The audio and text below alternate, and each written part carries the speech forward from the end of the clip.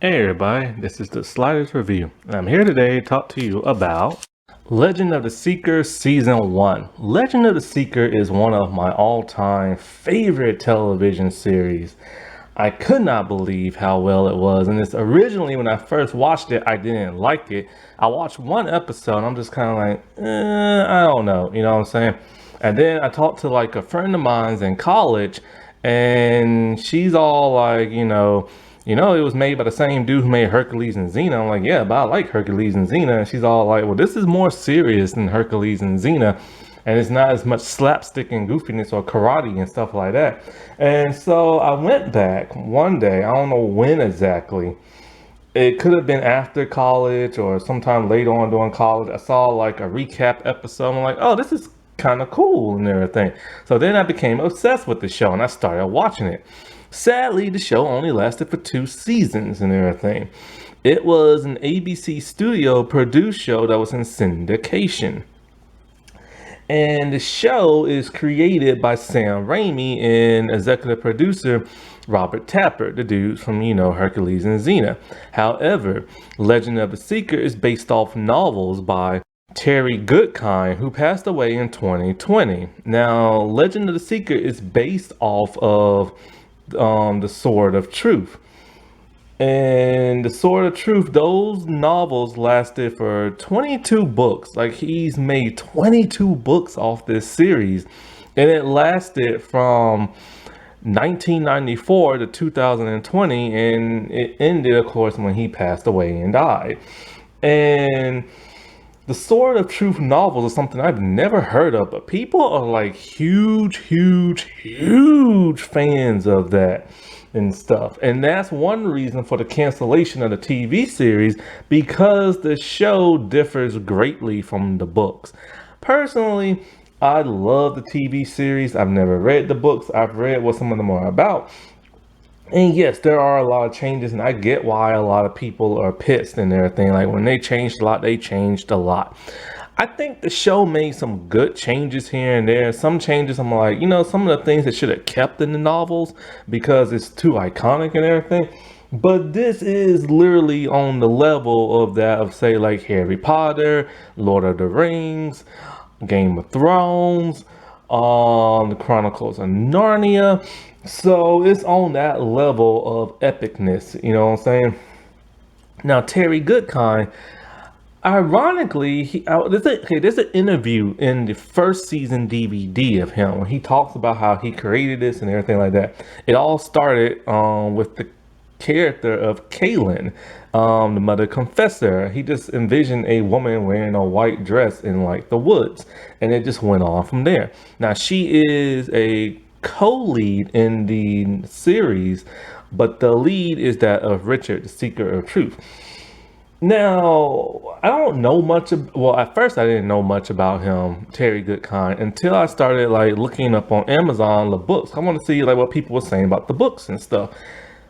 A lot of people seem to have mixed feelings towards Terry Goodkind. They loved him in the beginning, but then towards the end they kind of fell out in love with him. Some people say it's because of how he treated one of his drawers for like the illustration of like the cover. Some people are upset because he gets upset when people call his work works of fiction. He doesn't see it as that. My opinion is this: when you watch the interview with him, you will probably understand a whole lot better why he said the things that he said, because the Sword of Truth novels is more than like, in all honesty, it is fan fiction. It is fictional, it's fantasy, it's all that. Like, it is. It's not real. You know what I'm saying? Let's just get real right there. But to him, it's more than just printed words on a page. To him, it's like his livelihood. He loves this series. He has stated that Richard and Kaelin, they're more than just fictional characters to him. To him, they're his best friends. The man has been doing this for over 20 years, you know what I'm saying? Or for around like 20 years and stuff. So to him, it's very personal and everything, you know. Like to him, it's like it's real to him because he stated that many. Because I always wondered, well, if this is so epic, why has it never been made into like a movie? And the reason for that, he refused to allow it to become like a movie. He said tons of movie studios will always come to him wanting to make like movies off the Sword of Truth novels, but he would not allow them because he felt their hearts were not in the right places. He felt they did it merely just to make a quick buck and not like understand the value of what his novels were about. And that's why I give him respect for that, man, because you know exactly how that is. Look at Warner Brothers right now. Once the Harry Potter series was done, they couldn't get enough. So then they started making the Fantastic Beasts movie. And the Fantastic Beast, apparently that was just like a book within itself in like the novels of Harry Potter and stuff. And they decided to make a whole franchise, a trilogy off that. But there are now, but I didn't like the first movie, and because of that, I won't see the last two. But there are a lot of conflicts within that movie in terms of casting with the whole Johnny Depp, Amber Heard situation, and the whole Ezra Miller thing. And now Mads Mikkelsen, he got thrown into the mix because people hate him only because he replaced Johnny Depp's character, but he didn't do anything wrong. And so studios are greedy like that, you know, and so I respect the crap out of him for not wanting to go down that route because yeah, it's cool to see your life's creation come into like that of real life, but at the expense of studio interference and stuff. Now ironically, even though they changed a lot in the TV series, I don't know how he truly felt about that, but when the show was canceled, he did petition for the show to come back on, and he even told fans that, look, this is not the books. This is an adaptation of the book, so things are going to change for that of a TV audience, because they only had 22 episodes per season. And it's ironic, 22 episodes, 22 books. Isn't that kind of weird? But if you're wondering, why did he allow this to become a TV series? Well, he said he saw an interview with Sam Raimi because Sam Raimi came to him and he said Sam Raimi understands superheroes and stuff.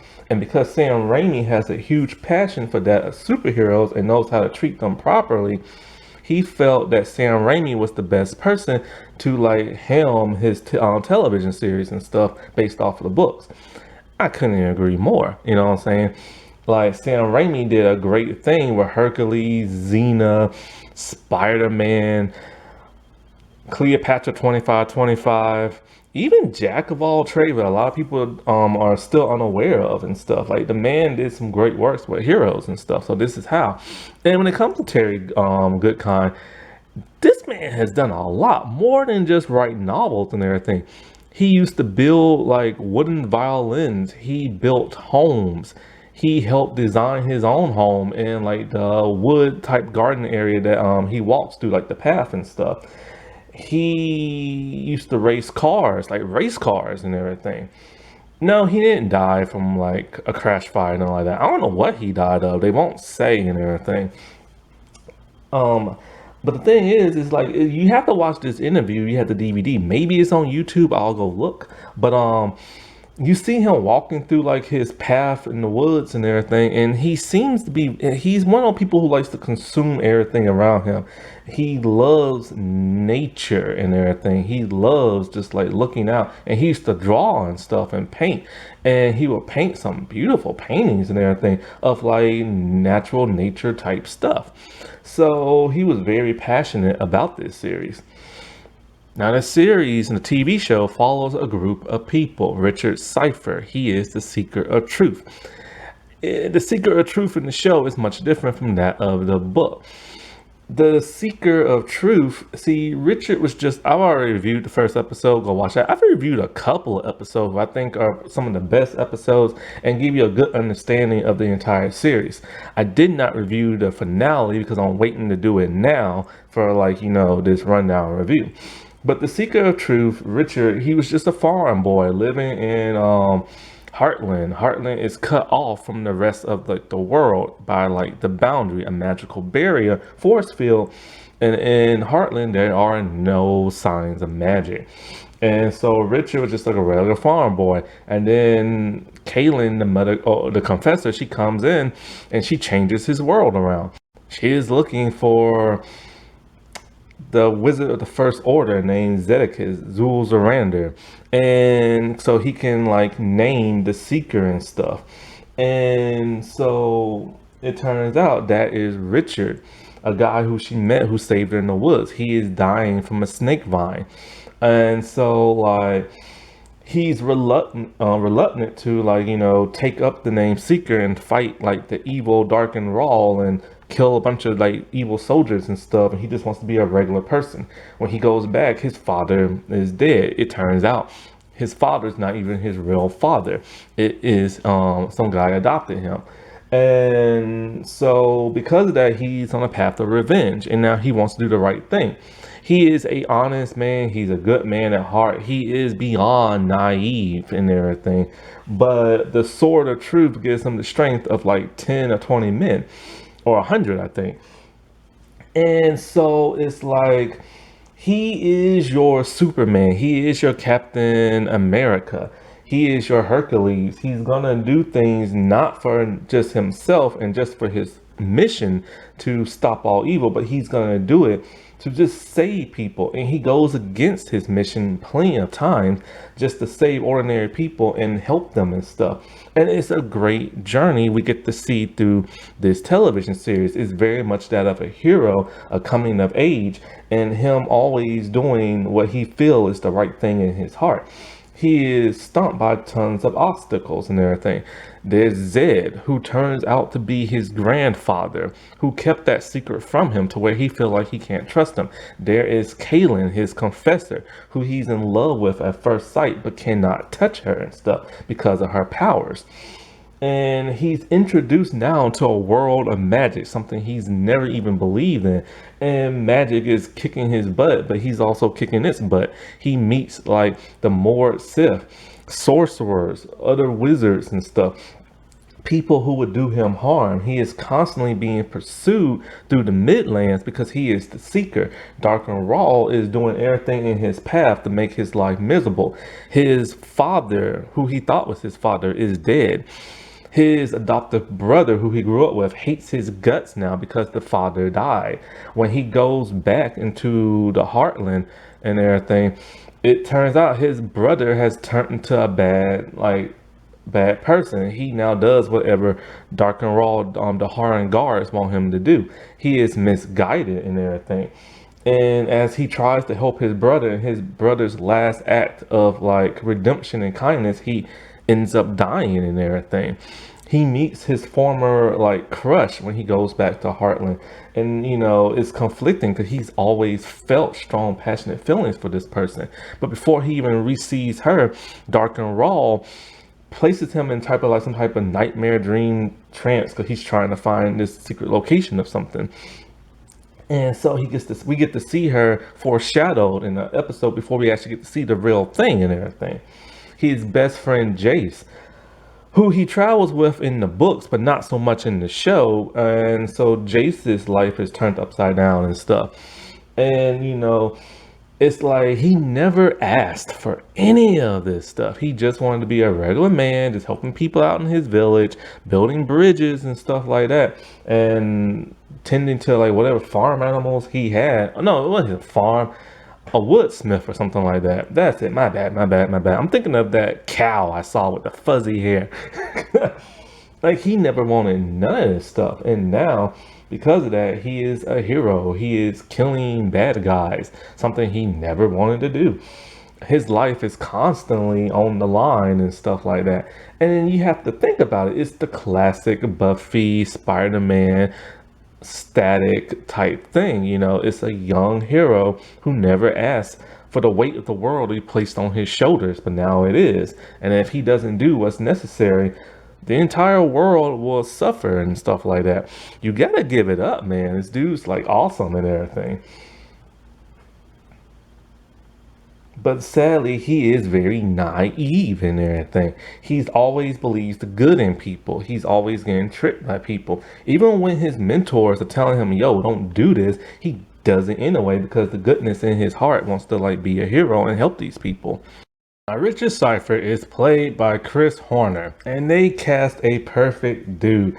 This dude just feels like a hero, and this dude is muscular ripped. There's like no fat on that dude, and everything. And you know, he's an interesting character in the show. Like I said before, he is thrust into a world of magic he never knew before. He is having to fight monsters, soldiers, and everything.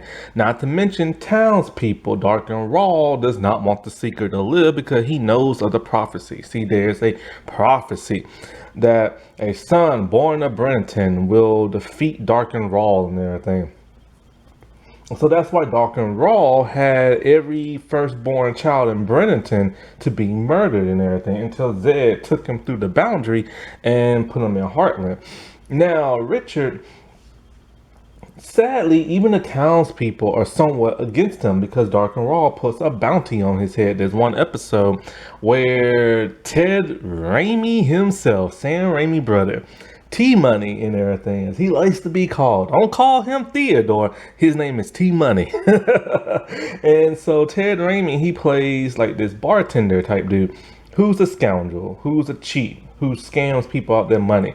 He found this magical tool that is used kind of like a tracker. There's magic all throughout this. Now they get a bigger budget in the second season for more magical stuff, which is awesome. That's one thing that sucks about this show is in syndication and it's on a TV budget, so they couldn't always do everything they wanted to do. Like there's supposed to be a dragon in this. There's no dragons whatsoever, but there are monsters that pop in and out. And so like his character, he takes Richard's pendant that his father gave him. And so since that's close and dear to his heart, he puts it in his machine and it prints out maps. And every time the map glows, that's Richard, walking around. So people are able to track Richard's movements and everything. So tons of people in town are after Richard now, and especially this one woman. She wants, I think, her brother, who had got sent to the Harn either prison camp or the Harn training camp where he's supposed to be like a soldier, drafted and stuff. So she betrays the Seeker and everything. First she had to she's a damsel in distress, only to turn the rug under him because he's so naive and everything. After he talks to her a lot and everything, he convinces her that what she's doing is wrong and he will help her rescue her brother and everything. So he's willing to deviate from his mission to help strangers in need. This turns her around to where when she goes back to the cavern, she rips up all the maps and gets, or Zed already got rid of the machine, but she rips up all the maps and everything and tells people we should not betray the Seeker. He's here to help us. And that they have to help him in his quest to stop Darken Rahl any way they can. So of course the resistance and everything is starting up and everything. And so there are other episodes where he meets this young boy, and this young boy is a listener. And basically, I don't think he's from the books, the listener boy. Basically what it is, he can read people's thoughts and everything. Darken Rahl wants this boy so that he can read his enemy thoughts and all this other stuff. Richard is trying his best to keep the boy out of Darken Rahl's hands. However, the boy doesn't care. He lives on his own. He lives on the street. And he knows if he lives with Darken Rahl, he'll get whatever he wants and everything. And so, he makes it really hard for Richard and Kaelin. And it turns out this boy was sold by his father and everything when he finds out the truth. Anyway, Richard compels this boy that being with Darken Rahl is not the best thing. And so he takes him to, the Sisters of the Light so they can, take care of him better. There is another episode where Darken Rahl is so pissed that he wants a bounty on the Seeker's head, right? And so he infects this one town with like a virus plague. And so Richard has to do everything he can to get the cure and stuff. But of course, if they give the head of the Seeker to Rahl, then he'll give them the cure and everything. Well, there's a complex story in it. See, I've already talked about how Richard met his sister and his mother for the first time. His mother is Zed's daughter. She dies at the hand of, what's her name? Is it Jenna? Mistress Jenna? Who is that dark? That Mord-Sith? Dinah kills his mom and everything. Go watch that video. It's a good video. And so like, it's a good episode. And so his sister is pristinely ungifted. She is not affected by magic whatsoever, nor can she like be hurt by it. She can't use it. And she can see past like invisibility fields and all this other stuff. Well, she is given the boxes of Orden to keep because it won't affect her. Darken Rahl knows this. He looks for her, he finds her, but his guards beat her too bad. She loses her memory and everything. So he tells her, oh, the Seeker is like a terrible person and this and that and blah, blah. So Richard has to do everything in his power to convince her and get her memory back. It's a long episode, but he manages to get through his sister and they're able to get the boxes of Orden and all this other stuff. And then also cure the people that are dying from this plague. Trying to think. Oh, there's another episode where he gets tricked by this woman pretending to be his mother and stuff, and for whatever reason she's doing it. She was the midwife though. So in this whole episode he's separated from Kaelin. Kaelin's doing like, you know, her duties in the Midlands, and Richard is just kind of like, you know, he's in love with this woman. He assumes this woman is his mother, and it turns out it is not. And when he finds out this, you know, he's upset and everything. But he helps free that town from, like, you know, the Daharan soldiers. Then on this one very unique episode, I forget exactly what happens, but he has to infiltrate that Daharan camp because he has to find out something. So he pretends to be like a soldier. After Kaelin confesses that soldier, he pretends to take that dude's place. And so he's inside the ranks trying to like figure something out. And there he befriends a general. And this general is an evil man because he's the Daharan, but he also has a code and everything. Well, after a while, somebody shows up and they all like, this is not the soldier who you think it is because I knew that soldier and everything. And this is the Seeker. This causes a huge conflict between him and that general to where they have to pick a side and everything. And Richard does not want to fight the general now because they have now bonded. But this general is sworn duty is to kill like the Seeker and everything. And, you know, the general has like a family and everything else like that. And this is what I love about this show. It gives you these good in-depth character developments and stories and all kind of good juicy stuff for you to sink your teeth into. Now, the Sword of Truth. The Sword of Truth in the show is an all-silver sword with the word truth engraved in the blade. And basically, in the hands of a true seeker, it can see when a seeker fights with the sword, it can glow, and it glows like a fiery color, and it feeds off the anger and rage of the seeker. It gives him the strength of 200 people. Now, a true seeker can turn the blade from that yellowish orange color to white. Richard is one of the main people who can do this, and I think another one, I forget the other one's name. It's the one that came like before him and stuff that got corrupted. And so yeah, but in the books, the sword is gold and silver. The hilt is gold. And the word truth is engraved in either the handle or the hilt. And so in the books, it's created by a wizard, I think named Merritt, I think. But in the show, it's never said who it's created by and stuff. And so in the show, Zed has held on to the sword so he can name a seeker. In the books, this other person took the sword to Agaddon Reach to Shota. And so Zed had to go there and get the sword back and all this other crap.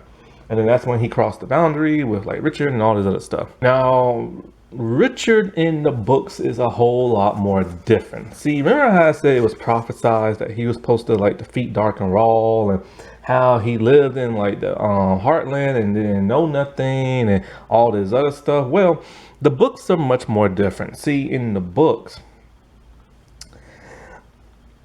Richard does live in Heartland behind the boundary, and Zed did take him there, but Zed is the one who put up the boundary himself. There are 3 boundaries and stuff. Now, his father in the show, his stepfather, not a stepfather, his adoptive father, is his real father in real life in the books. And he, you know, of course, he was married to, what's his name, Zed's daughter and everything. After, like, you know, Darken Rahl sent the army and everything, his mother ended up dying in the books very early. And so his father rushed through the boundary with Zed and everything, and that's where they've been living their life. Something else happened with the mother in the books, but I can't quite remember. And so I'll link the fandom site so you can learn everything about the books and everything. And so in the books, like, his father, I think name is George, he has him read the Book of Counted Shadows and everything, but Richard doesn't understand why and all this other stuff. It's him and his father who destroyed the book in the fire. In the show, Richard knows nothing about this book until Kaelin gives it to him, and then to get it out of Darken Rahl's hands, he burns it and stuff. So then, here's the major difference. The reason why he's the seeker of truth. When Kaelin goes to Zed in the books, she's all like, we need a seeker to defeat Darken Rahl. So he just automatically decides just to name his grandson and everything. There's no prophecy, there's no nothing like that. Now, the seeker of truth, the reason why he's called that, because he is a hero of truth, a hero of truth and justice and everything. Nothing is prophesized. And a seeker can only be named by that of a wizard of the first order. That's how it is in the show, and that's how it is in the book. But in the book, the reason why Richard is the true seeker is because he was named by a wizard of the first order. All the other ones were named by the council of the Midlands due to Pantis Rahl, the father of Darken Rahl. And so it's much, much more different and stuff. And so, like, and just like in the books, he falls in love with Kaelin and stuff, and he can't touch her. Now, in the show, Richard finds out the hard way that he can't touch Kaelin and stuff. I've already reviewed that. Go watch that. In the hands of any ordinary person, the sword will just be like a piece of steel. But in the hands of the seeker, like I said, it increases his strength and durability so he can fight like 20 soldiers at like one time. Zedekiah Zul'Zuranda, also known as Zed, he is the last wizard of the First Order.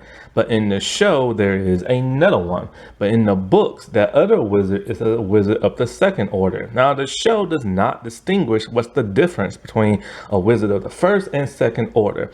Now, in the show, Zed is the grandfather of Richard, like I said before. He is a powerful wizard. With the power of Shota, they can literally move mountains and everything and change the course of time. That's how powerful they are.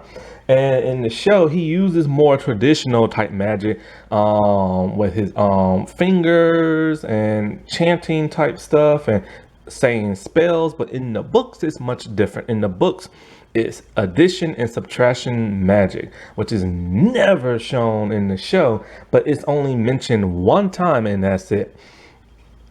And so he's this long-haired wizard who aids Richard on like his quest and everything. He is very loving, very stern at times, and very, very wise. And he loves to eat. This man is constantly just eating and stuff. He wears like a robe and everything. It's pretty cool and wizardy looking. And so, like, he will do anything to help Richard, even if it means keeping the truth from him. And he keeps the truth from Richard a lot. He didn't even tell Richard that he's related to him. And some other things that Zed does not know, we'll find out in the second season when both him and Richard, like, you know, discovered them on their own. Now he has a brother. His brother has no magic. His brother is very jealous of Zed because his father is a wizard and all they talk about is wizard type stuff, and he can't talk that with his father because he doesn't have powers like Zed. This causes a huge rift, and of course because Zed went through the boundary, they never got to talk that much no more. And so whatchamacallem, and because he wants the key to a certain magical crypt that they're gonna put one of the boxes of Orden in. Now his brother lied and said he sold it, but it turned out not to be the truth. After a huge bonding moment, they come and reconcile and everything, which is great. Trying to think what else Zed does in this show. It's been a good while since I saw the first season because I've been watching other stuff lately. I was gonna review it a whole lot more earlier, like I said, but the problem is I had to hurry up and get rid of my Disney Plus and watch as many stuff on that. And so in the in the book, him and the Bone Lady have like a relationship. But in the show, they don't even know each other. And in the show, him and Shota had a relationship years ago, but in the books, it was never like that. And so, like, him and Shota, like I said, they had a relationship many years ago when he was younger, but he realized that if they were to have offspring, it could destroy the world because they're too powerful and stuff, and their kids would become corrupt. And so, because of that, he left her scorned and everything. He's very close to Kaelin as well, almost like a father figure. In the show, Zed can pretty much do anything that he can think of magically and everything. His greatest power is that of wizard's fire that can burn anything. He also uses a wizard's web, where in the first season it looked like a glowy web, but in the second season it's more like a force field that prevents you from moving. He also has this kind of like energy burst that he can shoot at somebody to knock them down on their feet. And he can make himself go invisible. For the most part, those are only the real magic like defenses that he uses in the show. In the second season, he can do a little bit more, like which I'll explain a little bit later when I get into season 2. Kaelin Amnell, played by Bridget Regan. The first thing I ever saw her in and just fell like head over heels and everything. She did a phenomenal job in this series, having to dye her hair dark brown and everything from her natural color of red. From the gorgeous white dress she had to wear and her twin daggers, man. I can see why, like, she was like the first person like he envisioned when he created like the television, the books and everything. And so she is a confessor. A confessor is a woman who resides over the Midlands and gives order and law. They have a special gift. They can tell if a person is lying or not. Kinda. Not as good as a listener, but they can have like an inkling of it. They are skilled warriors and everything, fighting with twin daggers, and they wear these long, beautiful dresses.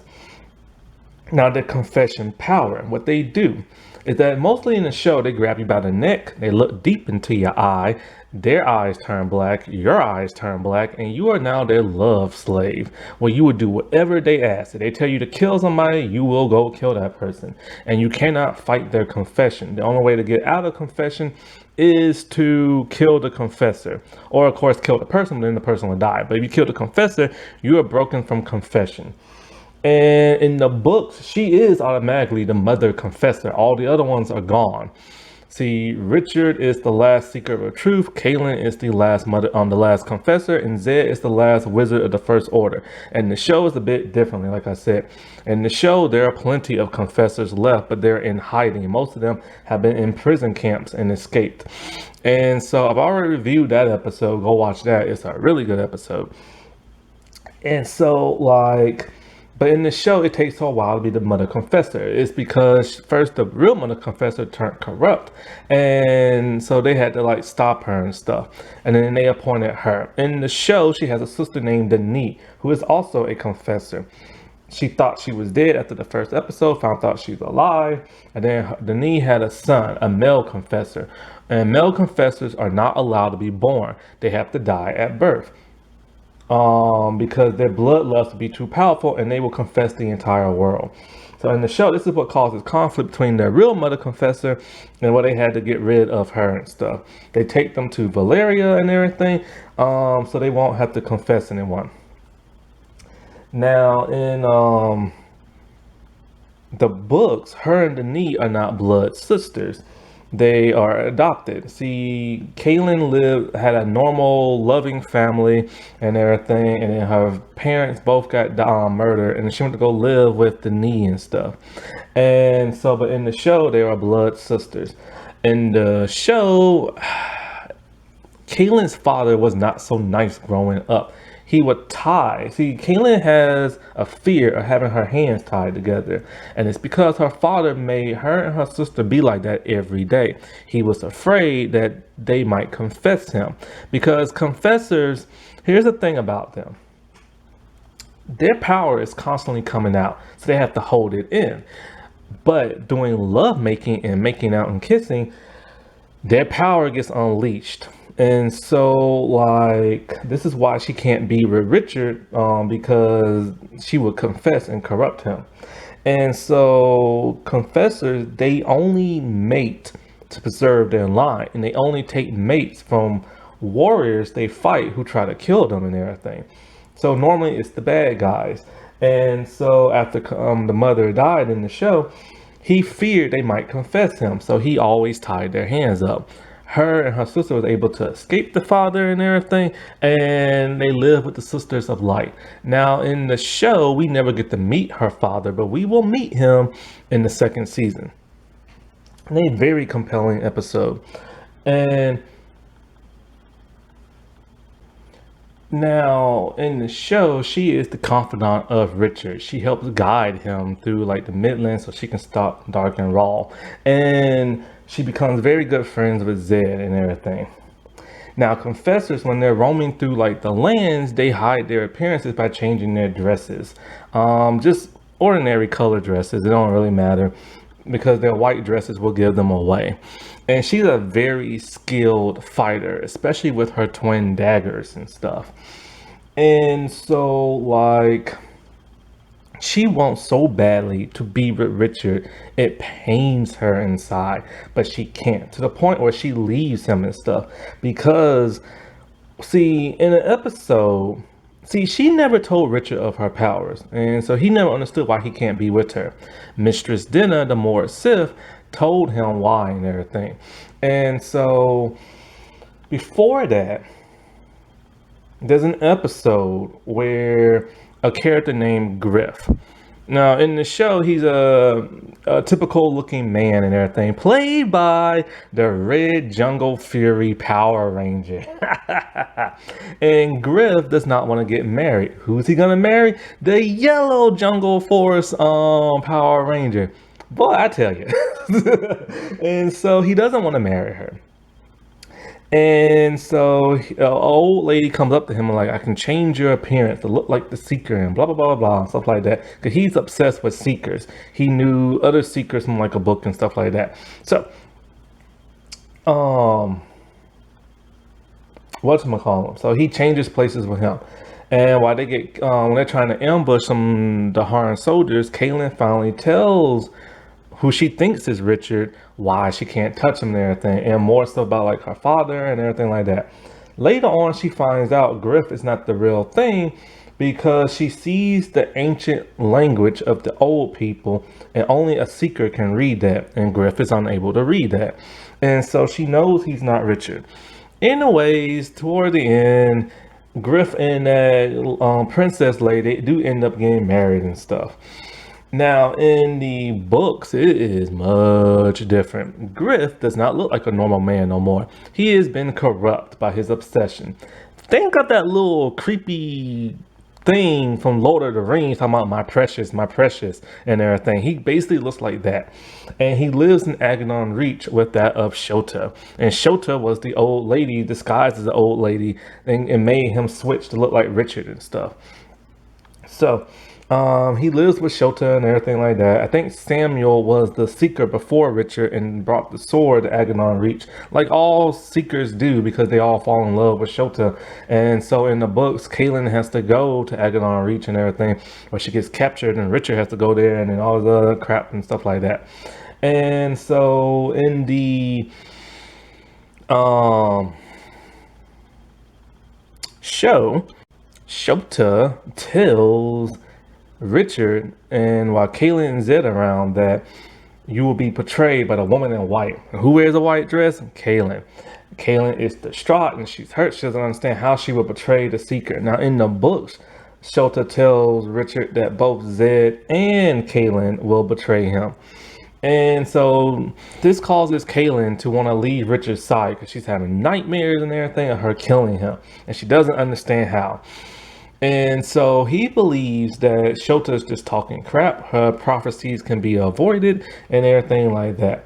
Kaelin sticks with him, but then there's a problem. The Condor comes on her. Now, I've already explained that. Go watch that video.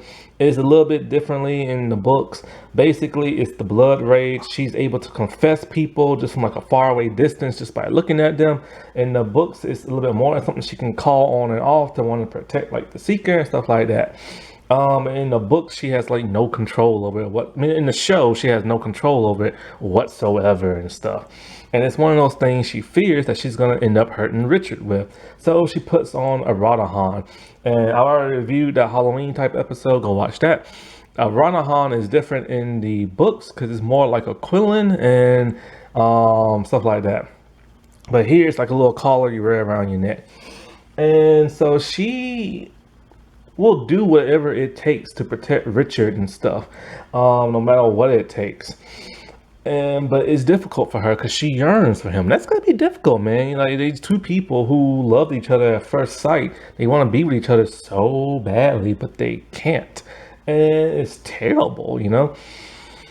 Shota is a very, very powerful witch-type sorceress.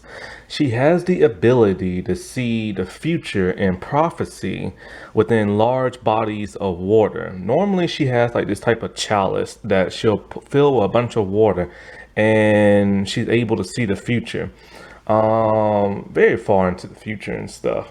She lives in a place called Aghanon Reach, and her and Zed in the show have a relationship in the past, but like I said before, you know, that's only in the show, never in the books. She's a person who's very fond of like Richard, and she tries to protect him and everything, but she does it in kind of like an evilish type way. Now in the books and everything, Kaelin goes there, she kidnaps her, Richard has to come back. She tells Richard, no, don't you ever come back here again or I'll kill you, stuff like that. Griff is like, she's the one who disfigured Griff in like the books and stuff, I believe, and she tends to curse people. Like, I already did the Halloween episode, go watch that, and where like this king came to her and he's all like, you know, I need to protect my people, so she cursed the scepter and turned him into kind of like this werewolf type thing. And so, you know, in the books, for some reason, seekers all fall in love with her and they all like want to go there and stuff like that. I don't think Richard ever fell in love with her in the books, I don't think. Now, Jace, he is played by New Zealand actor I cannot pronounce the name, Laga'aia or something like that.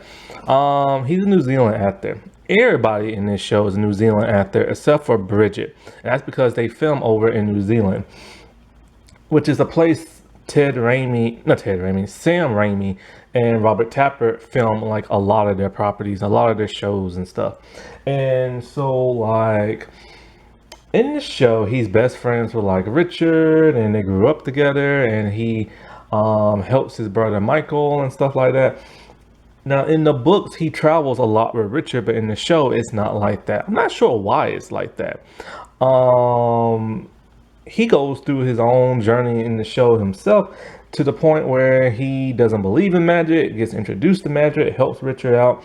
Then, like, all of a sudden, he crosses the boundary and everything with his family, and then they have to go back to Heartland for an episode, and then he has to turn on Richard because apparently his family got kidnapped, and they'll only give him back if he gives him the secret, only for the secret to help him and everything to get his family back. But then he can't touch his wife because she's been experimenting on and all this other stuff. And so, then, like, I already reviewed that episode. So basically, he tells Jace to be with your family and everything, and not put you through too much and stuff like that. Jenson is the full-blooded sister of that of Richard. She is pristinely ungifted, meaning magic will not affect her in any kind of way, nor can she use magic. And if something's invisible, she can see through, like, the invisible cloak. Now, in the show, Darken Rahl calls on dinner, which an episode I've already talked about. Go watch that. Basically, he needs somebody who's pristinely ungifted to find the boxes of Orden. So he has Mistress Dinah to go and get her. They capture her and her mother.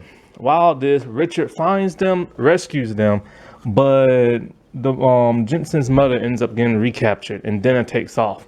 It is then Jenson tells Richard, "You're my brother," and everything, and that mother has told me all about you and all this stuff. Zed is shocked to find out because when he saw the Jenson's mother, it is his daughter. He assumed that his daughter died many years after she gave birth to Richard. And so because of this, Richard now knows that Zed is his grandfather, that he's been keeping that secret from him and everything like that. So him and her are, well, he's pretty furious. But anyways, Richard never really had time to talk to his mother, only like look at her and stuff. He still doesn't know who their father is. They try to rescue her, but Dinah ends up killing her. After the boxes of Orden proved to be too much for Richard because it turned him evil, they give the boxes to Jenson because it will not harm her and stuff. And so, because of this, she goes into hiding, living with the resistance. But Darken Rahl sends out a plague throughout the world in there, to a town. And so next thing you know, Rahl wants the boxes of Orden. He finds her, and the guard ends up beating her too much that where she loses her memory and everything. And so Darken Rahl like lies to her, talking about Richard is like evil and like all this other stuff. And then he tells her something that shook the mess out of me. I didn't believe it at that time until the second season. So then after she gets her memory back, she rejoins Richard only to live with another member of like the resistance. After that, she's never seen again in season 1, but she does show up once in season 2 in an alternate reality that Zed accidentally creates when trying to help somebody out. Now, this is a much different story in the book. In the book, she is still pristinely ungifted, and she is only the half-sister of Richard.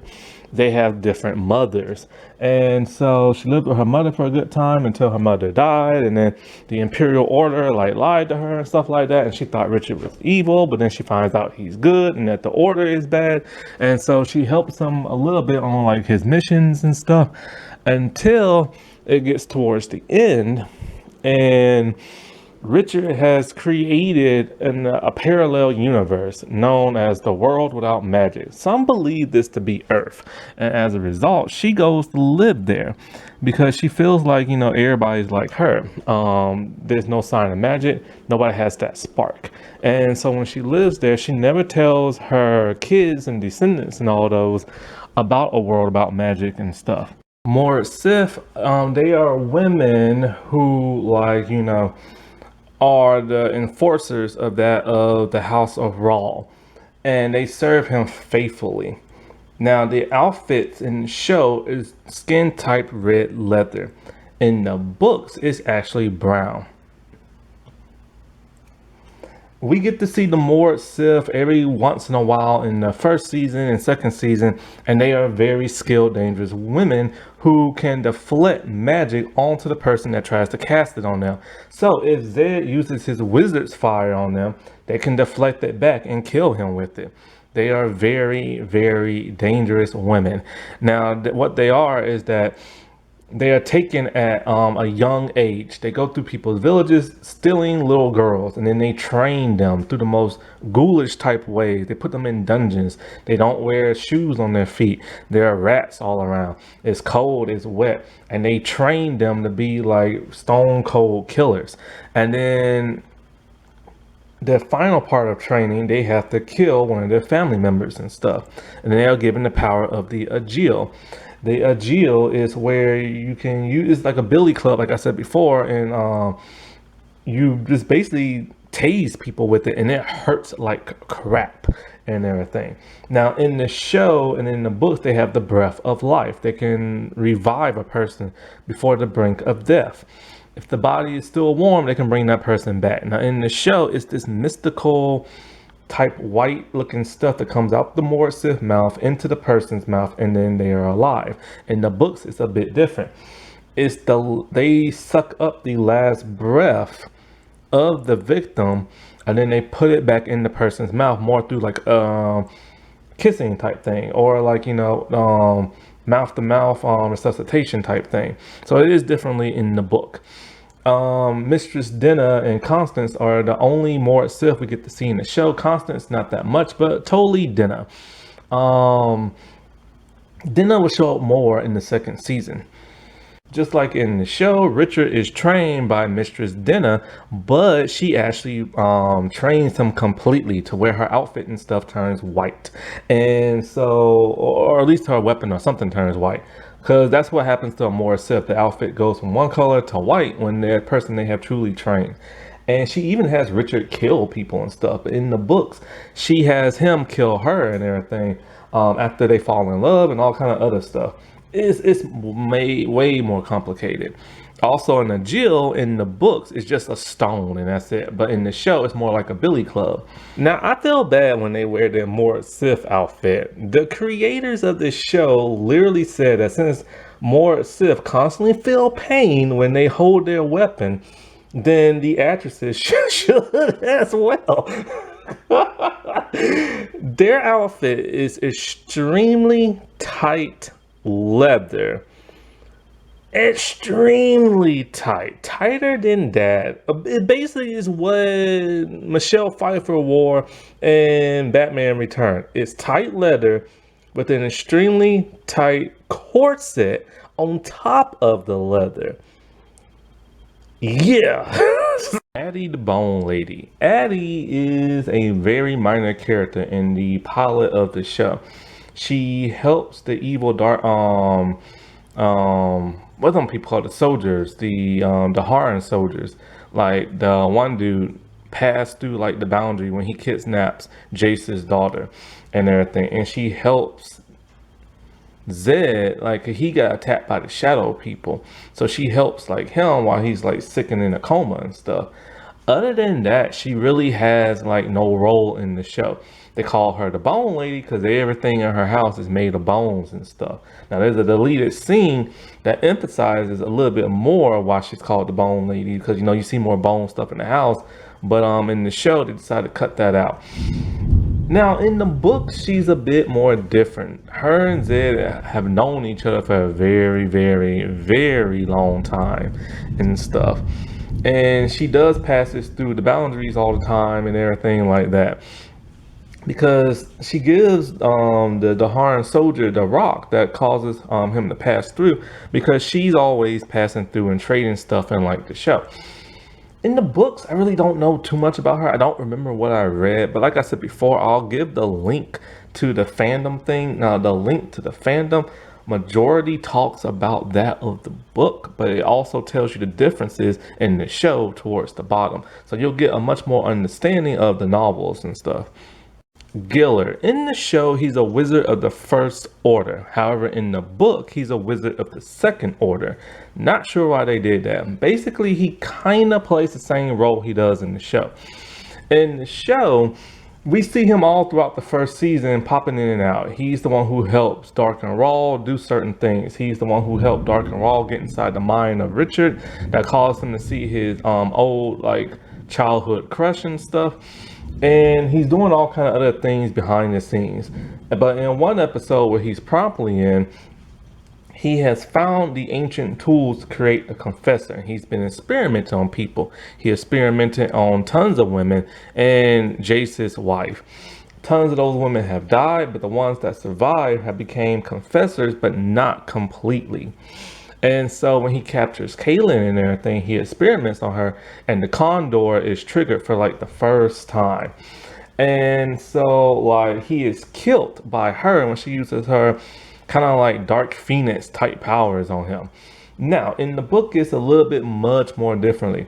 He's a wizard of the Second Order. He fought alongside like the Mother Confessors, just like Kaelin mentioned in the show. But then at some point in time, he turned his back on people and started working for Darken Rahl.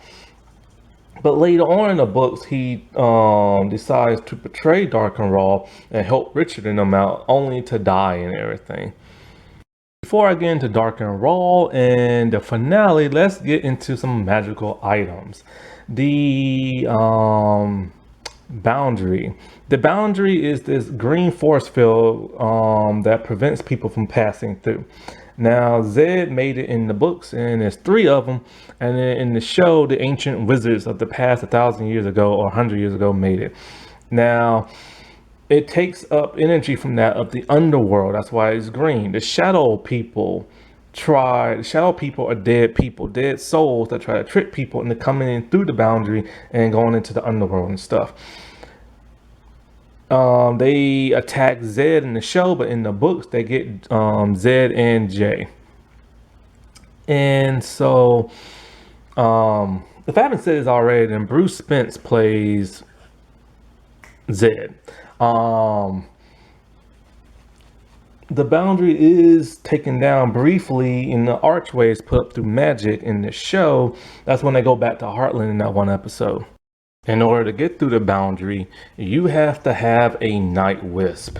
A night wisp is kind of like this little fairy thing that's inside like this amulet that's kind of like an egg-shaped type thing. And their power is able to allow you to travel through it. Or you could have what Addie had, the bone lady, and you can have that of like a rock. And it's a magical rock that allows you to pass through it. A journey book is basically like a little diary thing that you write in. It's like, think of modern day instant messaging. Or you can like talk to somebody in live chat. It's funny how instant message has now become live chat. Like everything's always changing. Basically what it is, you need blood in order to write into it. Pages are blank. You use the blood, you write on one side, and it automatically travels to the other journey book is connected to whoever has it far, far away and stuff. The Counted Book of Shadows has all these secrets and stuff written in an ancient language from people back to thousands and thousands and thousands of years ago. Only the seeker in the show can read it. Darken Rahl somehow can read it too, even though he's not a seeker. And so like Richard destroys the book in the first episode, but then there's a second book that was duplicated that a monk did. And so they have to go to this village and find it. It's a very interesting and sad love story. Basically, it's a woman, she has a son, and she's a librarian. Her husband hid the book, so she's been desperately searching for it. Her son is a little bad boy, always getting in trouble. Now there's a painter who's in love with her. The painter found these magical brushes that can make anything come to life. So if he creates a world, he can go inside the painting and live in that world. He is in love with this woman, and he wants to do nothing but live with her in his magical world. She does not like him like that. Richard comes looking for the book. The painter traps them all in the magic land so Darken Rahl won't get his hands on them and stuff. They find the book, but then Darken Rahl gets there and determines, oh, the seeker is in the painting, so I'm just going to burn it. So the painter has to get them out. And so the painter is unable to paint himself out while the whole thing is on fire. But he's able to paint everybody out by putting them inside the library and stuff. And there he sadly sacrifices his life being burnt to death in his magical world. But Richard gets his hands on the magical book nevertheless. And it teaches him how he can defeat Darken Rahl. In order to defeat Darken Rahl, he has to have the boxes of Orden. Now, he's done this before in the episode where he met his mom and his sister. And the powers of the boxes of Orden corrupted him and turned him into an evil, vengeful man. Now, the boxes of Orden in the show, they are 3 gold boxes. And when you put them together, they release the power of Orden. Basically, you can mind control anybody just by looking at them and stuff. So you have to be, so the boxes have to stay connected in order for your power to last. Once the boxes are separated, your power is gone. And so all you have to do is walk up to somebody and tell them what to do, and they are under your control for the rest of your life. But the problem is it corrupts you internally in your soul and turns you into a bad person. This is what happened to Richard. Darken Rahl wants this power so he can enslave the entire world. And so they have to go through a huge journey throughout the entire series of looking for these boxes. It is insane. Like this one queen, she owns one of the boxes. Darken Rahl has one, and then they have one of themselves. And so they have to constantly get the boxes. They lose them, they get them, they lose them again. Like it's crazy, you know what I'm saying? And so that's the power from the show. Now in the book, it is beyond complicated. So complicated, I had to stop reading online. You can read it for yourself. Basically in the book, it's a game you play where one player has the 3 boxes. The boxes are black on the outside. You open them up. See, here's the thing. If you decide you're going to play the game, like the moment you decide, okay, look, I'm going to play the game and get the boxes, it automatically activates. And then after that, you have to open the box. And then you have a certain amount of time over a course of like a period of time where you have to like put the boxes back together or something like that. Use the sword of truth as like the key and all this other weird stuff that is complicated beyond my mind. And basically when the game is started, the snake vines consume the world and everything. And you have to end the game to save like the world and stuff that you have now just corrupted or whatever. Snake vines are little weed plant like vines that bite you like a snake and put venom in you and kill you. And that's a very creative thing. I like that. And it shows up in the first episode. So anyway, I don't have time to go in what the books are about when it comes to the boxes of Orden. It is too complicated. I will give you the link. But it is beyond interesting. This man created some interesting stuff in this book, and I praise him for that. Now let's get into Darken Rahl. A Rona-Han. A Rona-Han is a very powerful tool that can suppress the powers of anybody who's magical. It don't matter if you're a wizard, a confessor, like Sister of the Light, Sister of the Dark, a Mord-Sith. It don't matter. That thing will cut your powers off just like a mutant caller from the X-Men. Now in the show, it is in the form of a caller. I'm not sure what it is in like the book, but in the book they say a Rona-Han is more like a Quillian. A Quillian is kind of like this type of lamp shaped type thing. You open it up and it has kind of like this gemstone giant crystal thing, and it can suck out anybody's power who has magical powers, and then that person will be without powers, and then you can put it into like somebody else. A sorcerer once who was friends with Zed stole his powers in the first season. A Quillian is used only the second time in the second season. This starlight pentagram thing that's in the ground, not sure what it's made out of, but it is magical. Basically, when something align, like all the stars align in a certain pattern, you can teleport to another pentagram that's positioned someplace far away. So it's basically just a teleportation device. There are also tons of monsters. Sadly, we don't get to see the dragon in this show, but we get to see a Gar, this winged demon-looking beast that uses blood flies to sniff out his prey. Only the sword of truth can kill it. A Calthrop is kind of like a werewolf beast type creature. In the show, Shota cursed the scepter so that anybody who takes up the royal palace will turn into this monster, and it kills relentlessly, and it loves to eat the Harns and stuff. Now, in the books, it's completely different. In the book, it has the ability to transform into a person. What it does in the book is that it's kind of like a werewolf, like I said. Like, it'll befriend somebody in human form, tell them, hey, want to hang out tonight and everything at my place? So the person comes over, and then only it can and then it transforms and it eats that person. It's not like that in the show. A Shadron. This doesn't show up to the second season, but I just felt like talking about it anyway since I had the picture. It's kind of like a minotaur and everything.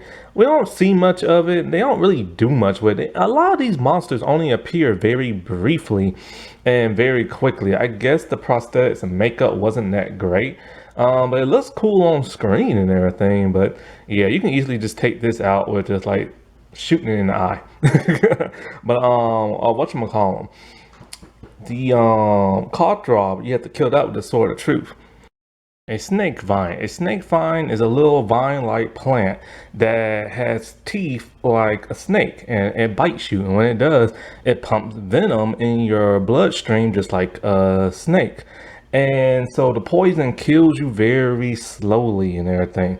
Now, a wizard can absorb the venom out of you in some type of magical ritual.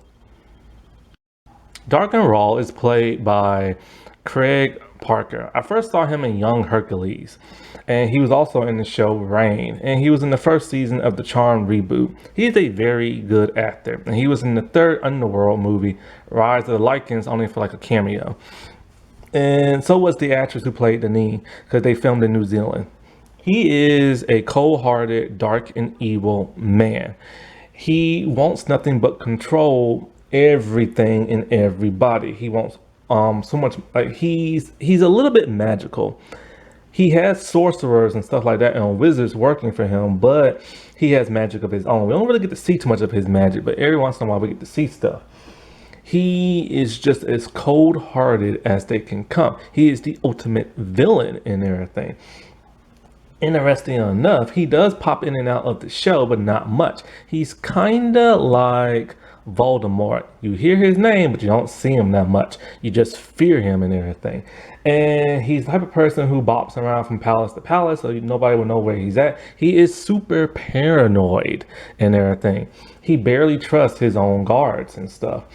And he wants the Seeker dead because of the prophecy in the show. And also the Seeker is the only person who can stop him. So like he is on his own little mission to kill the Seeker and have everybody else do it for him. Him and the Seeker finally get to meet in like episode like 18 or something like that, when they finally come face to face and they have a sword fight and everything. I've already reviewed that. Go watch that. Now, he differs a bit from the books. Now, I have not talked at all about the second season. I haven't even reviewed an episode. This is why I want to get done with the rundown review before I go into the second season, because things are going to get much different and much broader and stuff.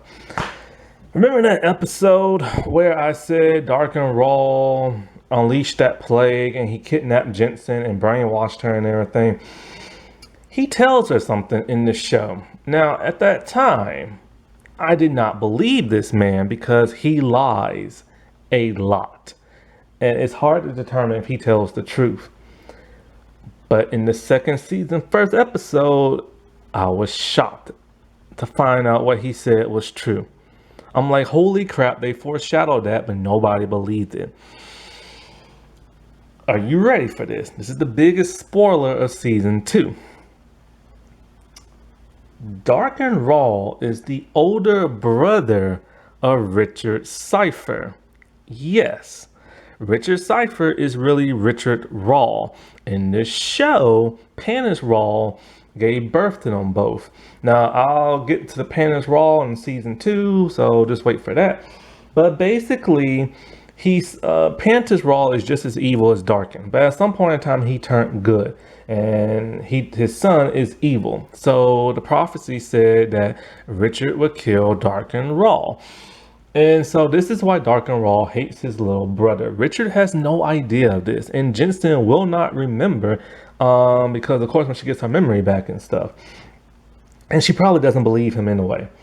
The man is so evil, he killed a cat, snapped its neck in the show. He gave it to Jensen so she can like befriend him more.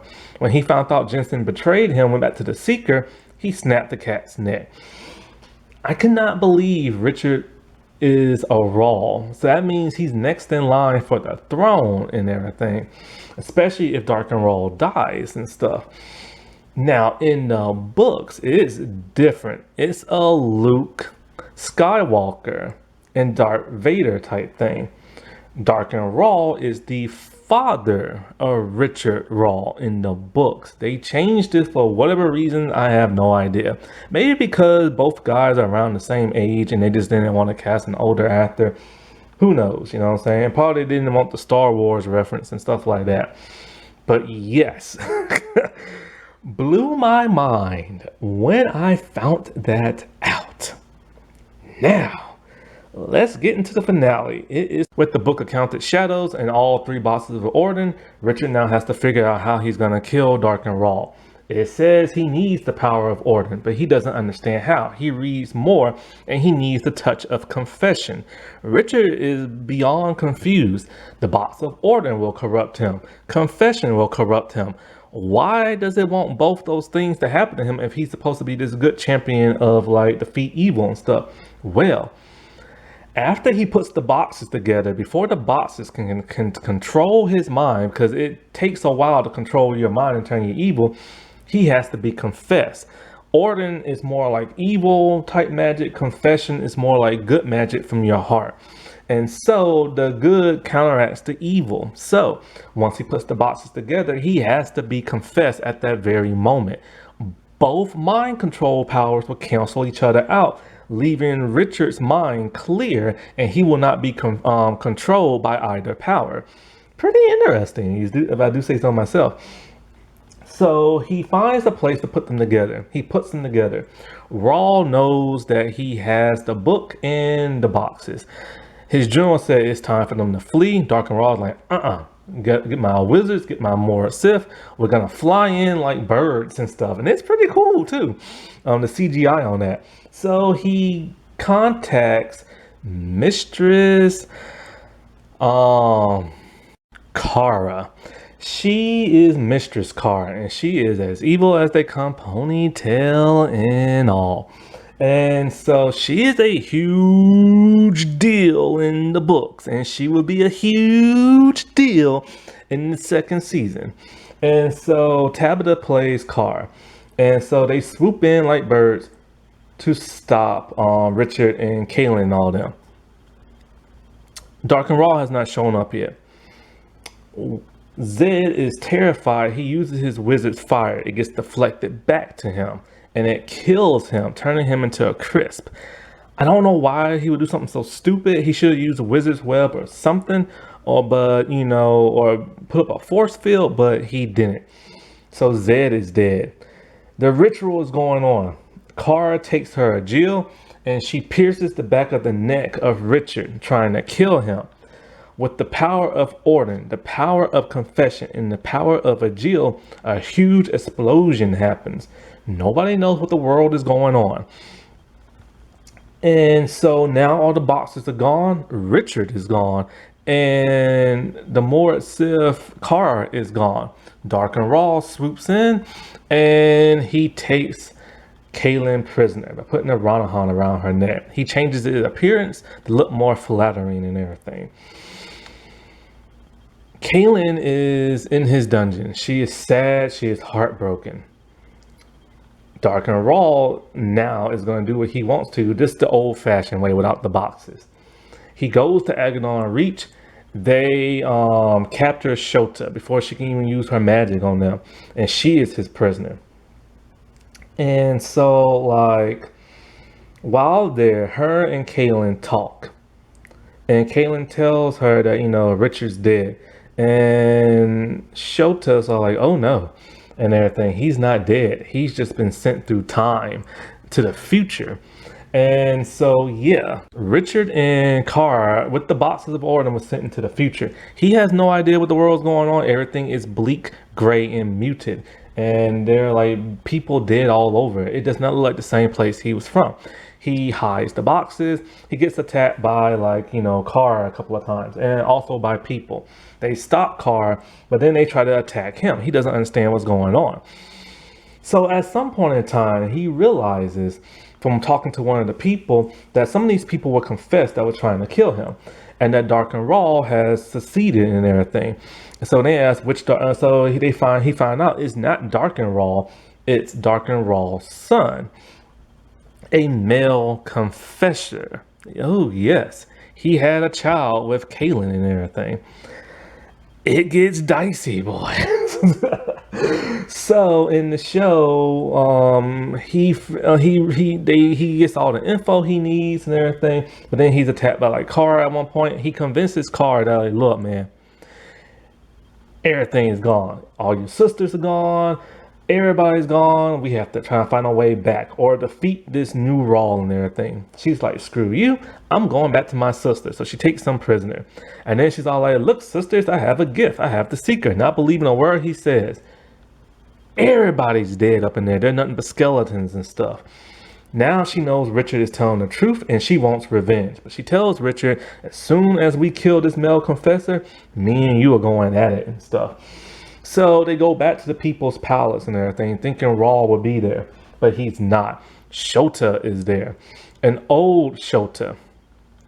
Shota is thousands of years old, and now with the Rona-Han around her neck, her magic is so depleted to where she can't even keep up her young appearance. So she tells the Seeker, everything that happened and stuff. And now we get to some sad stuff. So, in the past, Kaelin is brought before Darken Rahl. After what Shota told her, so Kaelin's all like, we have to get a message to Richard to tell him how to get back. See, the magic of Agil, Orden, and Confession is what sent them to the future.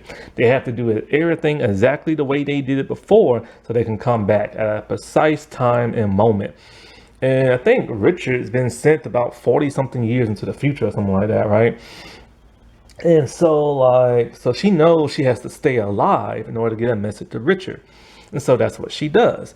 So she tells Darken Rahl, I'll marry you and everything. He tells her plain and simple, you will be my wife in every way possible. She has to give herself to him every night. That is one of the hugest sacrifices I have ever seen, because she hates this man with passion. And now she has to touch this man every stinking night. So Shota told her there are no confessors in the future because the Mord-Sith went to Valeria and killed the remaining confessors.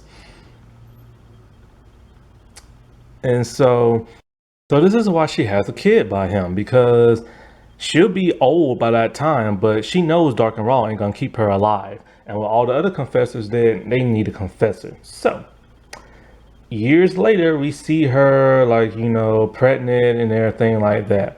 And one of the deals was that if she becomes queen, he has to free all the people in the prison and let them live their lives, and he can't go around torturing people and stuff. But he keeps Shota there and stuff.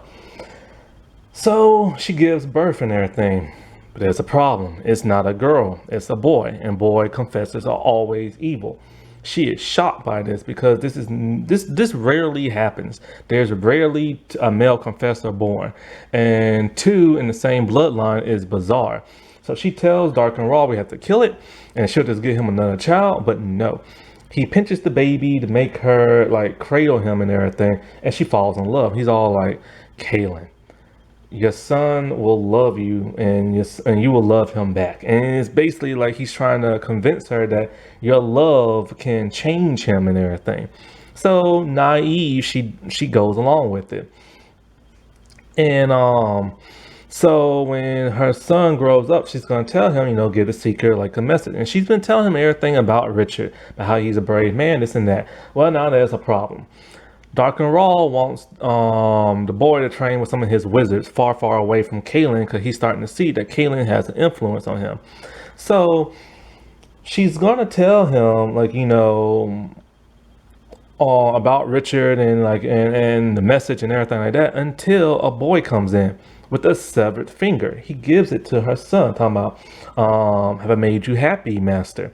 He confessed his best friend. She sees her son is evil, so she tries to kill him in the middle of the night. His best friend wakes up, alerting the guards, and she's taken away. Later on, she is killed, murdered and everything. See, before all this, she told her servant because she gives her servant a very important mission. She tells her servant, no matter what you do, you have to live. No matter what you gotta do, who you gotta sleep with, whoever you gotta do, you have to live and give a message to the seeker, because you're just like 18 years old, and you will live long enough to meet the seeker. Well, when Kaelin tried to kill her son, the servant lady tried to flee. So Darken Rahl knew something was up with that. So he kills the servant. The servant is played by the yellow RPM Power Ranger. And so after Kaelin is murdered and stuff, Darken Rahl is murdered by his own general, his best friend general. Why? His son confessed the general. So now, all because of all this, now his son rules over everything. And so Richard has to find a way to trick Kaelin's son into confessing him, so that they can go back in time and prevent all this from happening. When they're talking to Shota, he tells Shota, you're gonna be my bait and everything. So she goes to the new Rahl and she tells him, oh, the seeker plans on betraying you, and blah blah blah blah, stuff like that. So he confesses Shota, and she tells him exactly where he's gonna be at. So Rahl goes there looking for Richard. And so Richard does everything he has to do. He's all like, you ain't gonna be able to stop me, because I'm gonna use the boxes of Orden. So he puts the boxes together, and then the son confesses him. The son looks like an old version of Darth Vader when he's like in the third original trilogy. When he takes off his helmet, looks like an old man. So then after that, Kara comes in and strikes him with the Agil, sending them back through time. The very moment that before they were going to get sent into the future. Seeing all the events that are about to go on, because him and her bonded a little bit, even kissed a little bit, because Mord-Sith are horny, and she tried to get with Richard, but he wouldn't let her and stuff. So anyway, she has now turned over a new leaf, seeing all that has happened in the future. What she does is that as Zed's about to use his magic to kill the Mord-Sith, this other Mord-Sith is about to... No, I remember. Because it was Kara that deflected it to begin with in the other scene. So this time she just gets out of the way, and then she beats up on her sisters to make sure her sisters don't try to kill Zed and everything. So she has turned over a new leaf. Darken Rahl swoops in and flies in like a bird and everything. He picks up the Sword of Truth, and he stabs the boxes of Orden. Now, this is something that's similar that happens in the book, because the sword is the key for the boxes of Orden. It's so complicated. Read it for yourself. When he does this, something happens. Green fire comes up from the underworld, and Darken Rahl is burnt to death and just explodes. His crispy body hits the ground. The prophecy has now been fulfilled. Darken Rahl is now dead. Kara tells her Mord-Sith sisters, you follow me now, and we are to leave the seeker alone, and so they leave. The group can't believe it. Darken Rahl is finally dead and everything. They can go about their normal lives, but now, what does Richard do? Does he go back to Heartland, or does he stay with them? Because he loves his grandfather, and because he loves the woman he loves but can't touch, he decides to stay in the Midlands and everything. And so it ends, but then there's something brewing underneath. Remember that green fire I told you about? When Darken Rahl stabbed the boxes of Orden, he broke the seal to the underworld. So now the keeper of the underworld is going to exact his plan in season 2. This is a very good, very compelling show. It's sad it ends after the end of season 2, but I really like this show. I like it more than Game of Thrones. I can't get into Game of Thrones, and I like it more than Lord of the Rings. I can't get into that either. And this was just not really. It was a more mature take on Hercules and Xena that Rob Taper and Sam Raimi did, and it was a really good heroic fantasy type show. And I'm not sure where you can watch it now because they keep taking it off streaming sites, but somebody has uploaded every episode to YouTube. Hey! Alrighty, well, I'll talk to y'all later. Bye.